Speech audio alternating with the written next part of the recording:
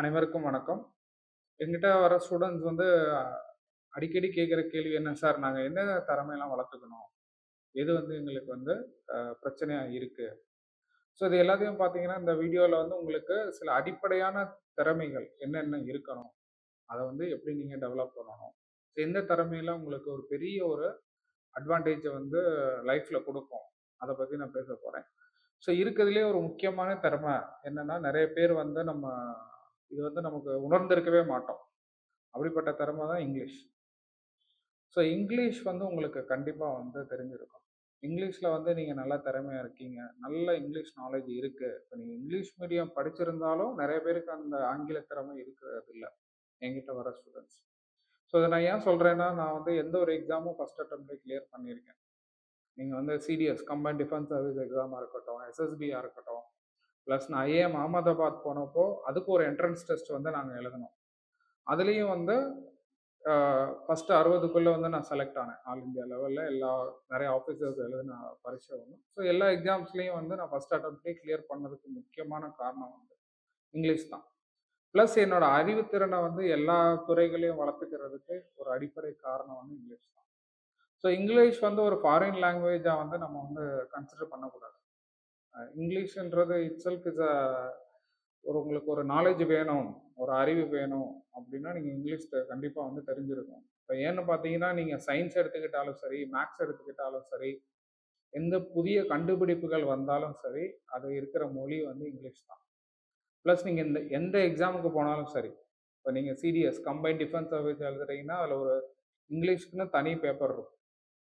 அதே போல் என்டிஏக்கு போனீங்கன்னா ஒரு 50 கொஸ்டின் வந்து இங்கிலீஷ் மட்டுமே இருக்கும். ஆஃப்காட் போனீங்கன்னா 25% கொஸ்டின் வந்து உங்களுக்கு இங்கிலீஷில் தான் இருக்கும்.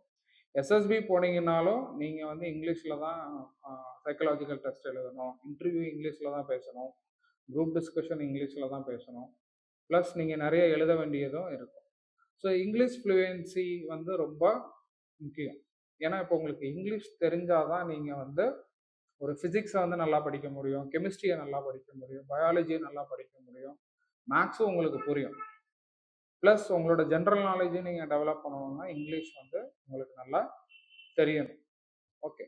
ஸோ நிறைய ஆய்வுகள்லாம் பண்ணி பார்த்தப்போ யாரெல்லாம் இங்கிலீஷ் ஃப்ளூயன்சி அதிகமாக இருக்கோ அவங்களுக்கு கிட்டத்தட்ட 34% வந்து சம்பளம் மிச்சவங்களை விட அதிகமாக கிடைச்சிருக்குன்னு ஒரு ஆய்வு முடிவுகள் வந்து சொல்லுது.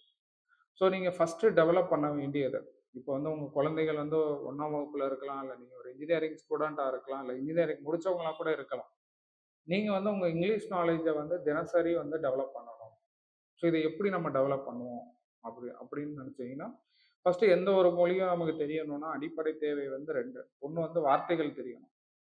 வார்த்தைகள் தெரிஞ்சால் தான் நம்ம என்ன நினைக்கிறோமோ அதை வந்து அந்த கரெக்டான வார்த்தையை உபயோகப்படுத்தி நம்மளால சொல்ல முடியும். அதை அப்புறம் எப்படி கட்டமைக்கணும், அது வந்து கிராமர். இப்போ இங்கிலீஷ் பார்த்தீங்கன்னா ஒன்றும் நமக்கு அந்நிய மொழியெல்லாம் கிடையாது. நீங்கள் வந்து இப்போ தினசரி வாழ்க்கையில் வந்து இங்கிலீஷ் வந்து நமக்கு ஒன்றரை கலந்துருக்கும். முந்திலாம் நான் வந்து எங்களோட இந்த காது குத்துக்கு போனேன்னு சொல்லுவோம். ஆனால் இப்போ என்ன சொல்லுவோம், ஃபங்க்ஷனுக்கு போனேன்னு தான் சொல்லுவோம். இந்த மாதிரி பார்த்தீங்கன்னா இங்கிலீஷ் எல்லா இடத்துலையுமே இருக்கும். நீங்கள் படத்துக்கு போனாலும் சரி இங்கிலீஷ் படம் பார்ப்பீங்க, அவெஞ்சர்ஸ் படம் பார்ப்பீங்க. அதே போல் யூடியூப் போனாலும் சரி, ஃபேஸ்புக் போனாலும் சரி, எல்லா இடத்துலையுமே நமக்கு இங்கிலீஷ் இருக்கும். ஒன்லி திங் நீங்கள் என்ன பண்ணணும்னா இன்னும் கொஞ்சம் அட்வான்ஸ்டாக கற்றுக்கணும். ஸோ இங்கிலீஷ் வந்து நீங்கள் எப்படி டெவலப் பண்ணலாம்? ஃபஸ்ட்டு வந்து ரீடிங். ஸோ டெய்லி வந்து நீங்கள் பேப்பர் படிக்கலாம். அது வந்து உங்கள் ஜிகேவும் இம்ப்ரூவ் பண்ணும், அஸ் வெல் அஸ் உங்கள் இங்கிலீஷையும் இம்ப்ரூவ் பண்ணும். கதை புக்கெல்லாம் படிக்கலாம், நாவல்ஸ் எல்லாம் இருக்கும். இப்போ நீங்கள் எனக்கு படித்தே பழக்கம் இல்லை சார், இதுக்கு முன்னாடி நான் புக்கே தொட்டதில்லைன்னு நினச்சிங்கன்னா கதை புக்கை படிங்க. நாவல்ஸ்லாம் இருக்கும், ஸ்பை நாவல்ஸ் இருக்கும், மிலிட்ரி நாவல்ஸ் இருக்கும், கார்ட்டூன்ஸ் இருக்கும், அவெஞ்சர்ஸ் இருக்கும், மார்வல் காமிக்ஸ் படிக்கலாம். ஸோ இதை வந்து கொஞ்சம் கொஞ்சமாக ஆரம்பிங்க. டெய்லி ஒரு 1/2 hour 1 hour வந்து படிக்க ஆரம்பிங்க. ப்ளஸ் இப்போ நீங்கள் ஸ்கூல்லலாம் இருக்கீங்க, காலேஜெலாம் இருக்கீங்கன்னா டெய்லி ஒரு 10, 20 புது வார்த்தைகள் வந்து கற்றுக்கோங்க. தனியாக நோட்டு போட்டுக்கோங்க. புது வார்த்தைகள் எடுத்து இப்போ பேப்பர் ரீட் பண்ணுறீங்களா, தெரியாத வார்த்தை இருக்கா எடுத்து ரீட் பண்ண ஆரம்பிச்சிடுங்க. ஸோ வாரத்துக்கு ஒரு புக்கோ இல்லை 10 நாளைக்கு ஒரு புக்கோ நீங்கள் வந்து ரீட் பண்ணலாம். நாங்கள் வந்து ஸ்கூல் படித்தப்போ வந்து we had a very good principal. அவங்க வந்து ரீடிங் வந்து ரொம்ப கம்பல்சரி ஆக்குனாங்க எங்களுக்கு. இங்கிலீஷ் தான் பேசணும் ஸ்கூலில், அந்த மாதிரி இது பண்ணாங்க. இதை மொழி பிரச்சனையாக பார்க்காம நீங்கள் வந்து ஒரு ஸ்கில்லாக நீங்கள் வந்து அணுகணும். இட் இஸ் மோர் லைக் நீங்கள் ஒரு இன்ஜினியரிங் எப்படி படிக்கிறீங்களோ அதே போல் இங்கிலீஷும் ஒரு வாழ்க்கைக்கு வந்து ரொம்ப முக்கியமான ஒரு இது. ஸோ நீங்கள் வந்து ஃபாரின் போகணும்னு நினச்சாலும் டோஃபல்னு ஒரு எக்ஸாம் இருக்கும், test for English in foreign லாங்குவேஜ்னு ஒரு டெஸ்ட் வந்து எழுதுவீங்க. எம்பிஏ போனாலும் இங்கிலீஷில் தான் உங்களுக்கு டெஸ்ட் இருக்கும். நீங்கள் வந்து பேங்கிங் எக்ஸாம் போனீங்கனாலும் இங்கிலீஷில் தான் டெஸ்ட் இருக்கும்.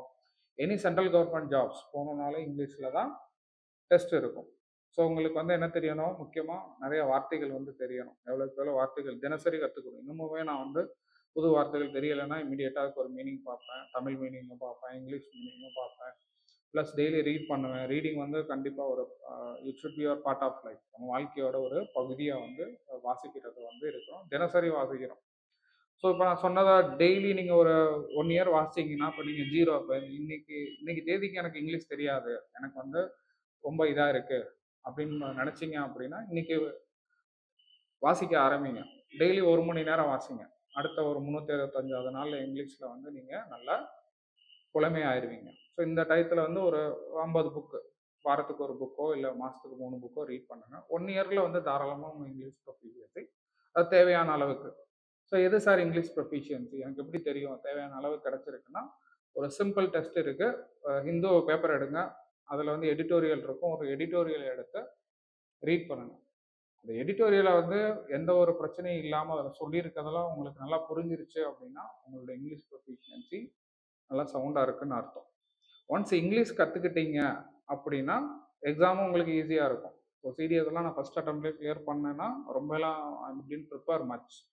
ஆனால் பார்த்தீங்கன்னா I was very good in English and general knowledge. இந்த குவிஸ் காம்படிஷன்லாம் நிறைய போவேன். அதனால் ஜென்ரல் நாலேஜ் நல்லா இருந்தது. ப்ளஸ் இங்கிலீஷ் ப்ரொஃபிஷியன்சி நல்லா இருக்கிறது. Almost I got centum in English in CDS. So ஈஸியாக வந்து நான் கிளியர் பண்ணிட்டேன். Because of my English proficiency. So அதே போல் நம்ம ஊர்லேருந்து போகிற பசங்க பார்த்தீங்கன்னா, முக்கியமாக நிறைய ரிஜெக்ட் ஆகிறது எஸ்எஸ்பியில் காரணம் வந்து communication skills. So communication skills இந்த இடத்துலனா இங்கிலீஷில் பேசுகிறது தான். ஸோ ஃபஸ்ட்டு உங்களுக்கு லாங்குவேஜ் நல்லா தெரிஞ்சால் தான் நல்லா பேச முடியும், நல்லா கான்ஃபிடென்ட்டாகவும் பேசுவீங்க. ஸோ இங்கிலீஷ் நல்லா கற்றுக்கிட்டிங்கன்னா எந்த government exam including defence exams plus எஸ்எஸ்பியும் உங்களுக்கு கிளியர் பண்ணுறது ஈஸியாக இருக்கும். So start developing your English. இன்னையிலேருந்து ஆரம்பிங்க, கொஞ்சம் கொஞ்சமாக வளர்த்துக்கோங்க. நன்றி.